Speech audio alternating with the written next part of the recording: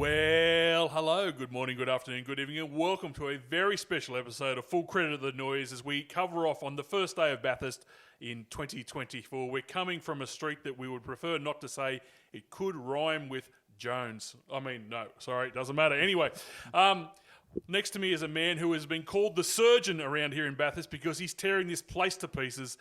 AVL, how was your first day at Bathurst? It was very... Also, how good is this that we're actually sitting together doing this thing? I can touch you. I can touch the real former legend. If you do that again, I'll kill you. I know you will. But there's so many people that you are like the most hunted animal behind a brown snake. Well, I was going to say, we'll cover off on the brown snake. People just wanting to know where former legend is. So, it's interesting. But this is awesome. We get to sit here, drink a beer, drink one of these reckless WAU lagers. One good beer. Yes, totally recommend. Thanks to the people from Reckless for Thank you very much. keeping us knee-deep in beers this weekend. Mm-hmm. Well, let's look at today's session. Well, the big news out of today was while supercars are playing checkers, Scott Pye is playing 3D chess. Knows how to get on TV. Yeah, he got himself on TV and he said to supercars, it's your move after he walled it up at Griffin's Bend. No, not Griffin's. The cutting? It was up the cutting, sorry. Yep. I beg my pardon.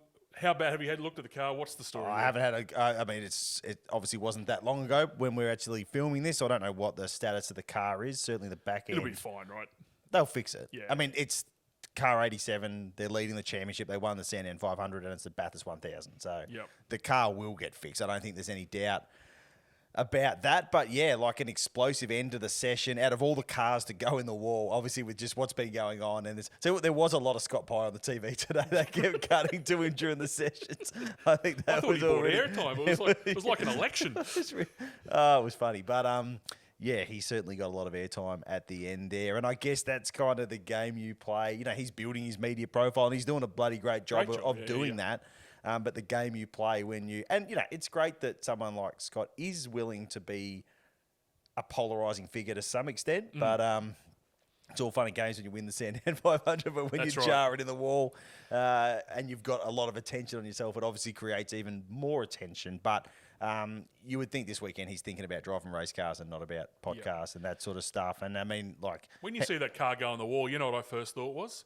This is why a finals series would work in this sport. Because Will Brown would already be in the final, so it wouldn't matter even if he walled it and never got the car back out of the wall. It absolutely wouldn't matter because, yes, he's not going to slip out of the...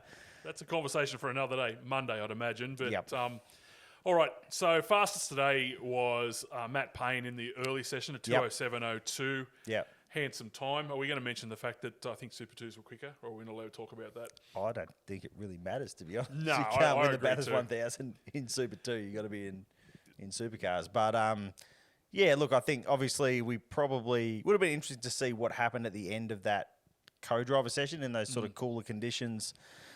But I think people were kind of about to strap tyres on and have a go. I mean, Whincup still did a 7.4, I think, which is fairly motoring. Yep. So I think there was a lot of, in the first session, there was a while there that I was starting to wonder. I mean, I'd never say the term sandbagging, obviously, but geez, there was a lot of forwards towards the front. And I think Cam Hill was the leading Chevy for a very long time until Will Brown banged a time in at the end there. So it was kind of... I think it would have been interesting to see what the times would have got down to in that second session had it not got red flagged by that big crash. But, like, what a bizarre... Like, even just look at the Speed Cafe homepage a while ago, it was like Scott Pye's mangled Camaro, a brown snake. Well, let's talk about the brown snake. Amazing. The man of the match today, forget times, was the bloke who went and got a bag and put a snake in a bag. How was one of the marshals just happened to be a snake handler that had his kit with him? What was going on there? I'll guarantee you, write this down as red, Queenslander. Couldn't get enough on it. That is what a Queenslander would do. Anyone else would be like, no, thanks, I'm good with that. I just don't. That was a monster. Oh, it was a beast. But I just don't know. I mean, we were halfway through writing a story about practice being delayed by that massive oil spill and some of the spectacular shots of that cleanup truck just firing dust into the stratosphere. And the next thing, there's a snake. There's another. We just go, this is the gift that keeps on giving. But yeah, I think that that bloke. man, he almost stacked it as he tried to walk off with that snake. I think it spooked him with a... Just quietly, as a man who's about to head back up to the top of the mountain and camp. You reckon that's the only one up there? The only brown snake? Definitely. Yeah, thank you. Definitely. That's all I'm trying to tell myself. There'll be no it's going to be a rough night's sleep, just quietly.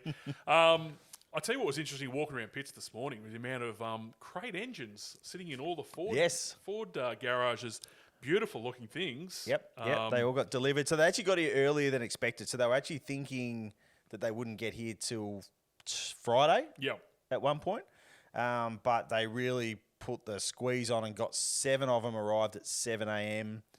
this morning. And some teams fit them, some didn't. There was some was sort of taking all the mechanics off both cars to focus and get one car done. We'll do the other one later. There was a few different strategies to getting those engines in the car. But man, I tell you what has been a topic of fun is was the Instagram video of old mate who went to LAX to pick up the look like crank bearings or whatever, and gets them off his man Peter, who just throws a peace sign as he's like shoveling bearings into a...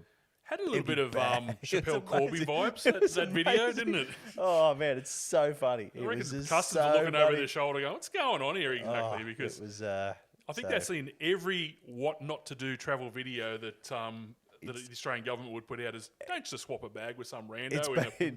It's been a good... My man Peter's been a big talking point in the... he's the great cult hero of 2024 Bathurst 1000, this random dude from Pennsylvania who just throws the peace sign. Beautiful. I love it. Now, Mason Kelly was the first car that will not come back out of the garage after he walled it up there at the top of the mountain. Very sad to see, actually. I've got a bit of a soft spot for Mason. I'm really hoping that he can sort of, show... He's definitely got speed, that kid. Yeah, for sure. Yep. Yeah, it's a sad thing to see in a team that... From the Kellys, that they aren't the richest team there. They're doing it on a pretty tight budget. So to see them do that was a bit sad. Yeah, absolutely. And it's just, I think you see it more in Super 2 because you've got these young kids that are so eager to get there and attack this joint and not be scared of it and all this and that. But as the pros will tell you, you have to build up to this place. Like it is just not, and that's what caught Chaz Mostert out in 2015 when he had that monster. He was riding a wave of confidence and went, man, I can just do anything. Yeah.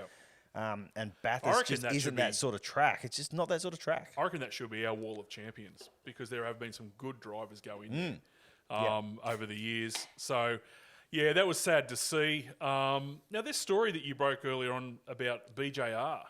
Well, there's no breaking of any story, really. Well, it was in a press conference. Okay, so you were outlining the fact that there might be 2 positions up for grabs at BJR? Oh, no, not any.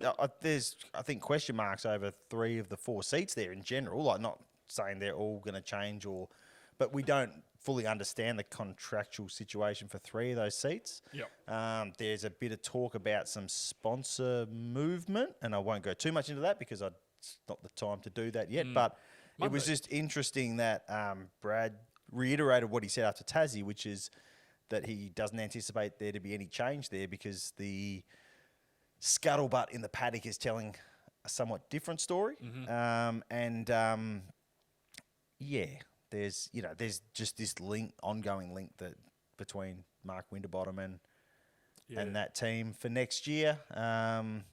Particularly now we're pretty sure that Richie's heading to Premier. It was interesting comments from Brad to say, no, I'm not expecting any change because a lot of people are expecting some change, I suppose. Yeah, maybe he's not expecting it, but it might be coming anyway. The other big story, well, I actually found it quite humorous, is the cigarette sponsorship on all the heritage cars had to be covered up. I mean, I was tonguing for a durry until they did that, and then I was fine. And I noticed, if they're trying to protect the children, maybe ban vape advertising. Yeah, Blueberry Blast. Yeah, the Blueberry Blast, yeah. Big manly thing, big vape of smoke of mango passion fruit. Nothing screams like a man.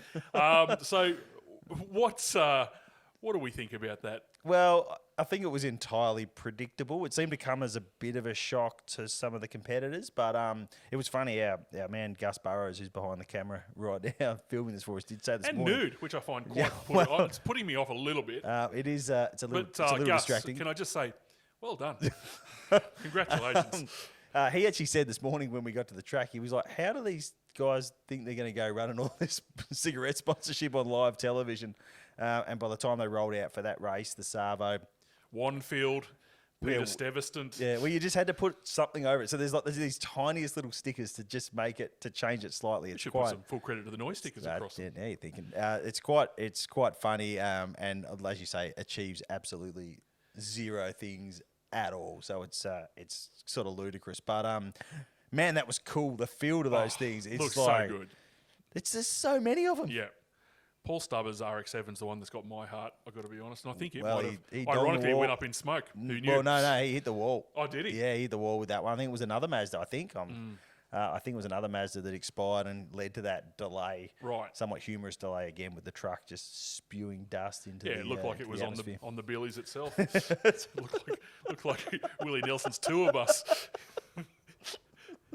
There was more smoke coming out of that than I've ever seen. It was burning like a green log. All right, let's look at Dabble after we've seen the cars out for twice today. Let's have a look at What are we thinking? A little bit of an informed opinion now, not just pulling straws. Drag up some odds for you. You can decide what catches your fancy. So what do we got? Practice 3 first up tomorrow, don't we? Yep. See if we got practice, mate. Here we go. Fastest in practice 3. What do you that's reckon? When they get serious, right? Starting to. Yeah. Yep. You've sort of got your 888 cars and your Cam Waters at $5.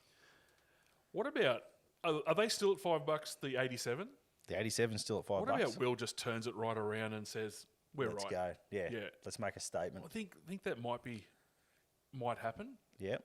Once once he gets the car underneath him and thinks it's all good, I think he might just go out and just put a stamp down and say, don't worry, we're good. Brody at 8. Look good. Leading practice. Just decides to turn it up. I noticed a couple of times I watched him across the top. The car's a little bit loose, I thought, but maybe that's just the way Brody was driving it. Yep. Tell you what else I noticed about that car. Maybe this is too deep for this short podcast, but the different lines that Hazelwood takes to a lot of drivers is quite interesting to watch. As Dab will call us, they've already got the odds out. But yeah, I think the 888 cars might be worth a punt, and the 87 in particular. It's sort of I could see the redemption arc starting nice and early. Yeah. Gus is getting the phone for us. It's got a Let's Play. It says a landline. If you haven't noticed, this is a fairly old-fashioned house that we're in. It's very comfortable, but a landline. Is there a qualifying market up? I don't know that there is. All right, so I think it's just. Well, let's go with that. Let's have a look at Will Brown at 5s. Yep. I reckon that's a go. He'll make a statement. That car will probably be halfway ready already. So all right. We'll you stick that on the Former Legend account. So anyone can follow Former Legend or sign up for Dabble and use the code Former. We'll give that a go. And so you need to win, my friend. I almost swore in, but I didn't. No, let's not talk about the grand final. All right. Well, let's do this again this time tomorrow. Good idea. Where we'll be a lot more informed as we head into shootout. But one of the best sessions all year, Mark Skate keeps telling us all, so I guess it must be true, is qualifying tomorrow afternoon, which is a bit of a rattler of a session. So let's tune in tomorrow and we'll discuss that. How's the Mustang, by the way? Can I tell you? I have been Googling, is possession really 9/10 of the law? I'm looked at all angles at the moment.